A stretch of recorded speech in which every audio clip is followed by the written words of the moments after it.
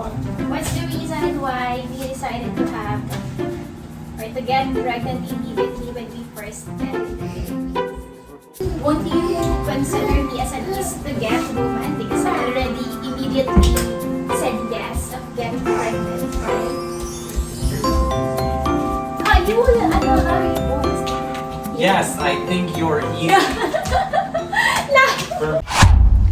Happy Monday, everyone! Very gloomy day ngayon dito sa amin. Sa inyo po, kumusta po ang weather? Andito kami ngayon sa Staples. Kakagaling lang namin sa aking mga in-laws. Nagdala kami ng mga gifts. Tapos ngayon may i-return sa love, kaya kami nagpunta dito sa Staples. And then after that, punta kami ng Napa Auto Parts kasi meron na naman si Mr. bibilhin para sa sasakyan. Baby, say hello.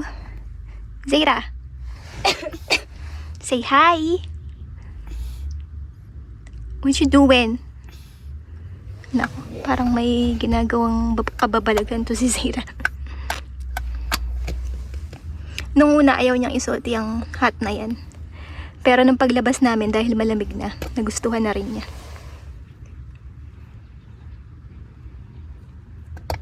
So nag-aantay lang kami dito ni Zayra sa sasakyan kasi nga ayaw na nga namin lumabas dahil ang lamig-lamig. Tapos bukas, mga hapon yata, basta pagka nag-start na magdilim, pupunta kami dun sa light show. Nadaling kami ng aking mother-in-law, pero kasama rin si Mr. kasi wala pa naman siyang pasok. So ayun, syempre magbo-vlog ulit tayo. Kung hindi ako tamarin, ha? Para pakita ko sa inyo. Pero sa tingin ko, ano siya, yung common siya dito sa US, no? Yung mga ganong light show pagka magpapasko na. So, ayan, share namin sa inyo para makita nyo kung ano ba yung kaibahan naman sa ibang state. And dun sa hindi pa mga nakakakita na nasa Philippines, at least magkaroon kayo ng idea kung paano ba yung light show na yun. And first time din naman namin na pupunta sa ganoon. Kaming dalawa ni Zayra. Yan si Zayra o nasa harap. Wow! Zayra's wearing a cool baby. Zayra, Look at the mama. look at me. Dali. Look at mama. Wow! There's no sun. It's very gloomy. Ow! No. Your dad, I'll put him on. Love. Look at, wow. This is just my regular class. I do look very cool because of the gold. Whatever. It doesn't suit the weather today. Dito kami yun sa Napa Auto Parts. Nag-aantay kasi 2 PM pa ang appointment ni Mr. 2:12? 2:30 is the mechanic. This belt is supposed to be here at 2. 2 PM. Which maybe it will not. Na ano na si Zayra, naiinip na. The guy kind of warned me. He was like, you should call before you come, so just in case it's not here. Did you call? No. Should have called now. I just walk inside. What the fuck do I need to call? I'm sitting right out here. Well, Baba. You want to go? So ayan guys, nakauwi na kami dito sa bahay. 'Di ba supposedly kahapon, sabi ko, tatry namin pumunta ng Asian store. Kaya nga lang, since Monday ngayon, closed nga pala sila ng Monday. So luckily naman napadaan kami dito sa isang Puerto Rican store siya. And nakabili ako ng mga kailangan ko. So i-haul ko sa inyo, yung total na bayaran ni Mr. dito is $27. So una is corned beef. Iba kasi yung corned beef dun sa mga Walmart eh. Tapos ito Goya, sardines. Tinapa, sardines. So excited na akong matry ito. Yung sardinas kasi diba sa Walmart, diba siya? Yung walang tomato sauce. Tapos ito, nakakuha na ako ng sayote. Ay, ano ba yan? Parang mali yung napili ko. Parang sira. Dalawa. So magigisa ako ng sayote. Tapos ito isasama ko sa tinola. Tapos mangga din. Love, can we try this? Mango. Yan. I can tell you. It says overripe. Is it? We have to eat it today. Yeah. And then, kamatis. Si Mr. hindi siya kumakain ng kamatis. Gusto ko talaga ng patis. Tapos, kasi wala na yata kaming fish. Do I still have fish there? Ayan. So, ayun lang. Ayun lang yung pinabili namin. And, $27 ang binayaran ni Mr. So, ito pala. $27.55. Medyo may kamahalan siya. Pero ganun talaga kasi syempre ina-export pa nila yan. Ini-import. Export. Ano ba? Anyway, so yun. Yun lang aming pinamili. Pero at least meron na akong sayote makakapag-tinola na. So ayan si Mr. Gumagawa siya agad ng aming dinner. Mag-ano siya? What's that? Like fried chicken. And then gulay, vegetables, and Asparagus. ha? Asparagus. Asparagus. Why? Asparagus is a vegetable. And loaded macaroni and cheese. And mac and cheese. Loaded mac and cheese. Whatever. It's just the It's same. not the same. What's the difference? Loaded mac and cheese has broccoli and bacon in it. And extra cheese. Pero may rice pa rin kami. Siyempre, hindi naman mawala yung rice. Para kay Zeta yan, tsaka sa akin. Tapos, ayan si baby. Takbo na naman ng takbo. Takbo ng takbo ang baby Shin Shin. Baby! Now, What? what's the reason why we decided to have or to get pregnant immediately when we first met in the Philippines? Because we're both very old. Very old. Just old, lad. That's Well, very I'm old. regular old. You're very old. Whatever. I was just of the same age. Yeah, but your women accelerated. Oh, whatever. My shelf life is like double what yours is. You look older than I do. Yeah, but in terms of having Yeah, but children. won't you consider me as an easy-to-get woman? Because I already immediately said yes of getting pregnant for him. I think you're easy.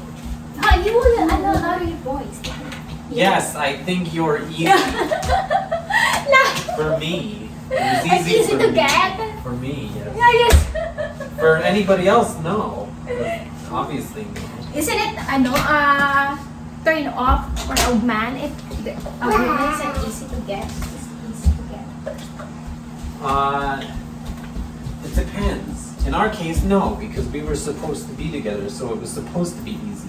It should not be difficult to be with somebody you're supposed to be with. That should be easy. But for somebody you're not supposed to be with, that should be difficult because you have to find a way in.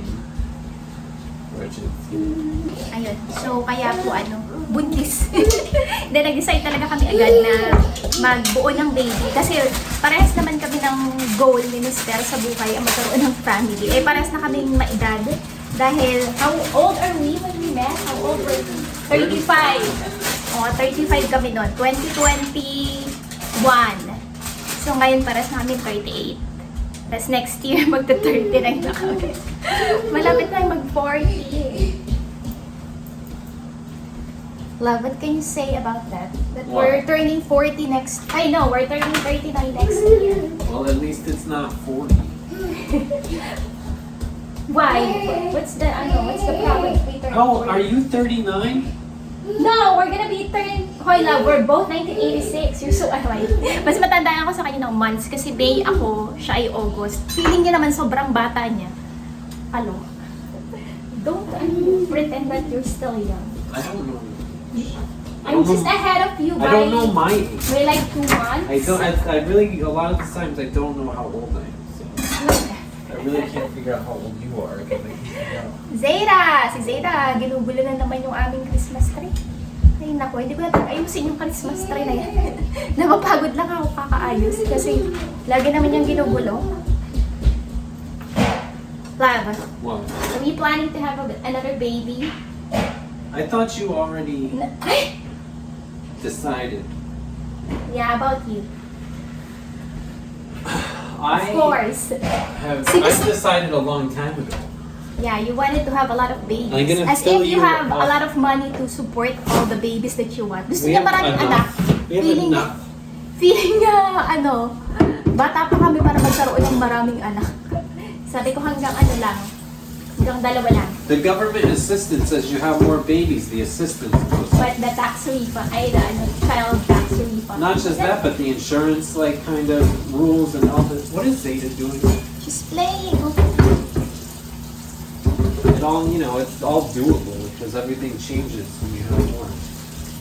So it's just So what can you say about those women who are like skeptical of not giving their whole self during their first meeting. Actually, ano yun para sa akin na parang nasa sa inyo naman yan, pero kung malinaw naman sa inyong dalawa kung ano talaga yung goal ninyo, depende yan sa inyo. How about you, love? What? What do you say about those women who are skeptical of giving their self to the man that they met on the internet? Because I know there's a lot of women out there who's not very open about that kind of stuff, like what we did. If you don't want to have the guy's babies, then he's the wrong guy. And go find somebody who you want It's their not babies. just about the baby. It's you having sex immediately when you first met. Well, don't have sex with anybody you don't want their babies. You should only be thinking about babies. Everything else is very stupid. Only babies is not stupid.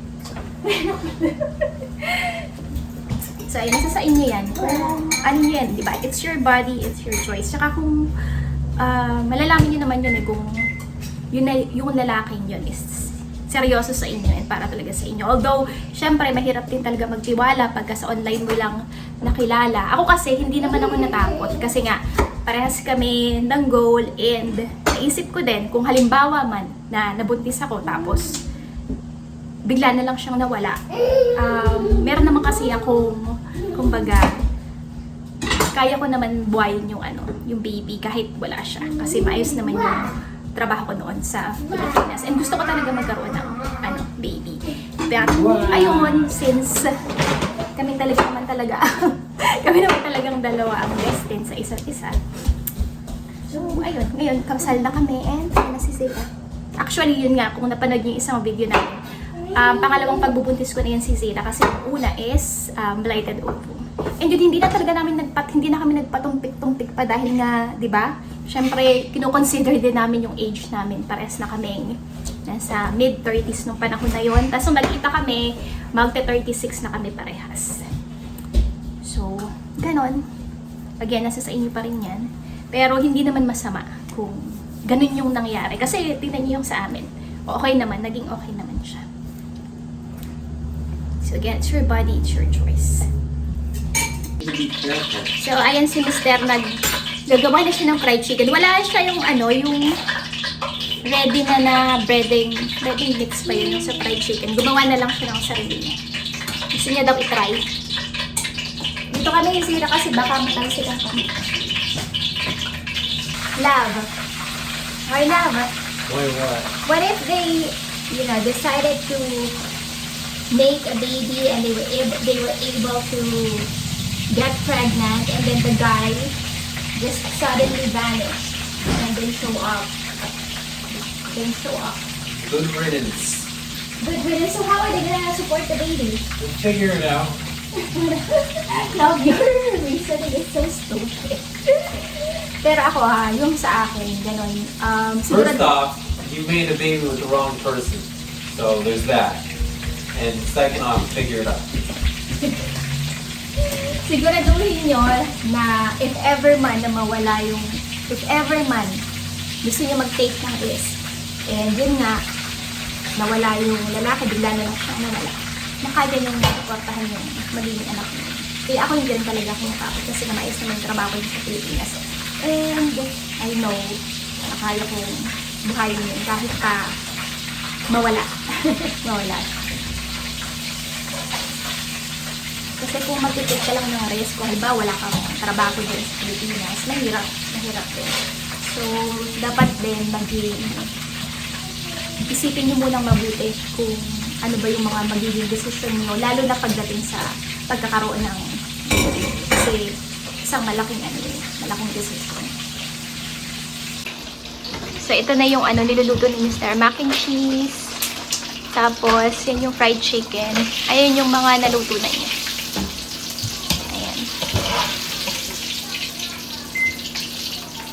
Tapos, lalagyan niya pa ito ng mga vegetables.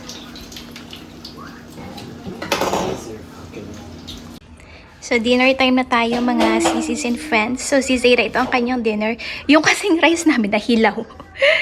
Hinulaan lang kasi ni Mr. yung pagtakal doon sa kanin tsaka sa water. So si Zayra, ito na lang chicken and banana. And then ito yung sa amin ni Mister. Chicken, asparagus, mac and cheese with broccoli. Tapos gumawa ako ng lemonade. Sabi ni Mister, maayos daw. It's in the fridge. The gravy in the fridge. Putting you put it in the fridge. Tapos yun palang gravy. Muntik na makalimutan. Iinitin lang naman na yun eh. So, ayun, tapusin ko na ang video dito. Thank you so much again for supporting our YouTube channel. And if you are new here, please don't forget to subscribe. And if you are watching, please don't forget to like, comment, and share. So, maraming salamat po ulit for watching our video. Thank you so much. See you again next time. Bye! Baby, see you again next time. Bye-bye. Busy si Zayra kakapanood kay Miss Rachel.